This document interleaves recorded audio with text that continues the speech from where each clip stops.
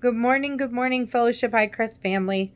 My name is Cassandra, and we will be doing your morning Jumpstart together. We're going to go to Acts chapter 12, verses 6 through 19. And this says, "The night before Peter was to be placed on trial, he was asleep, fastened with two chains between two soldiers. Others stood guard at the prison gate.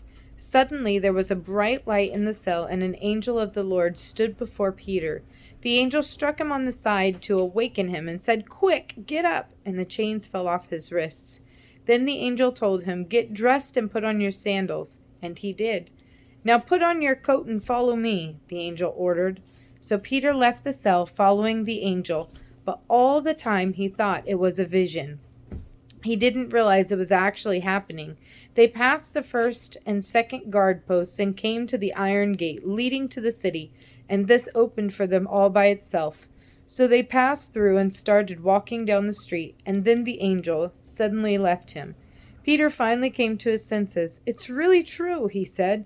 "The Lord has sent the angel and saved me from Herod, from what the Jewish leaders had planned to do to me." When he realized this, he went to the home of Mary, the mother of John Mark, where many were gathered for prayer. He knocked at the door in the gate, and the servant girl named Rhoda came to open it. When she recognized Peter's voice, she was so overjoyed that instead of opening the door, she ran back inside and told everyone, "Peter is standing at the door." They said, "You're out of your mind." But when the girl insisted, they decided it must be his angel. Meanwhile, Peter continued knocking. When they finally opened the door and saw them, they were amazed. He motioned for them to quiet down and told them how the Lord had led him out of prison. This is the word of the Lord.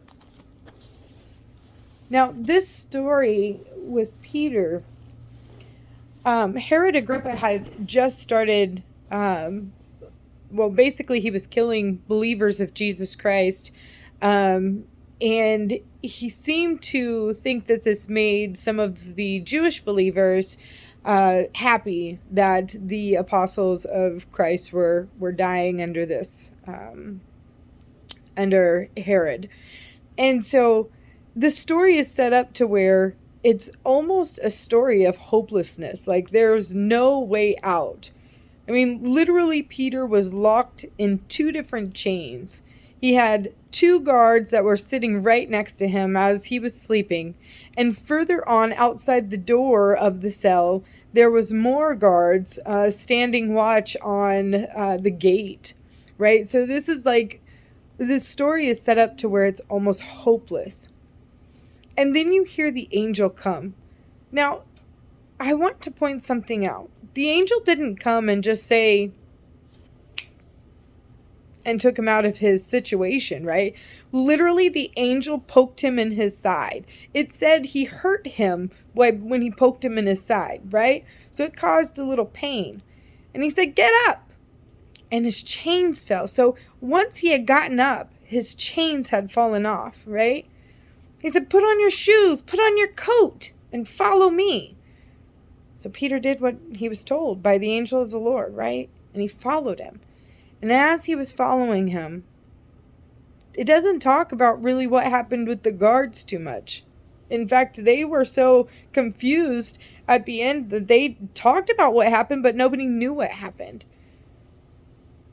And so God had just taken out all of the obstacles.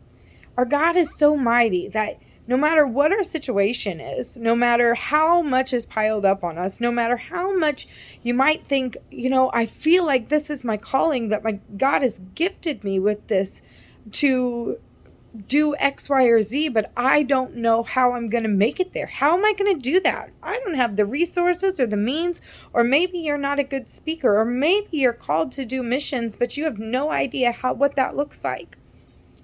I'm here to tell you that nothing is too big, and there is no obstacle in its way that is going to stop God from using what He has blessed you with.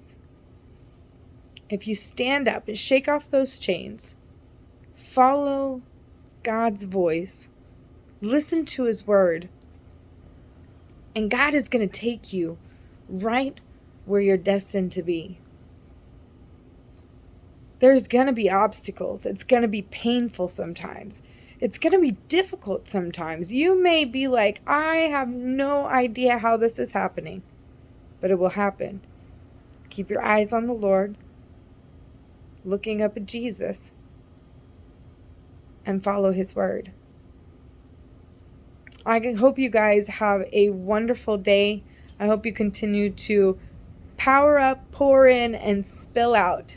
Have a blessed day, guys.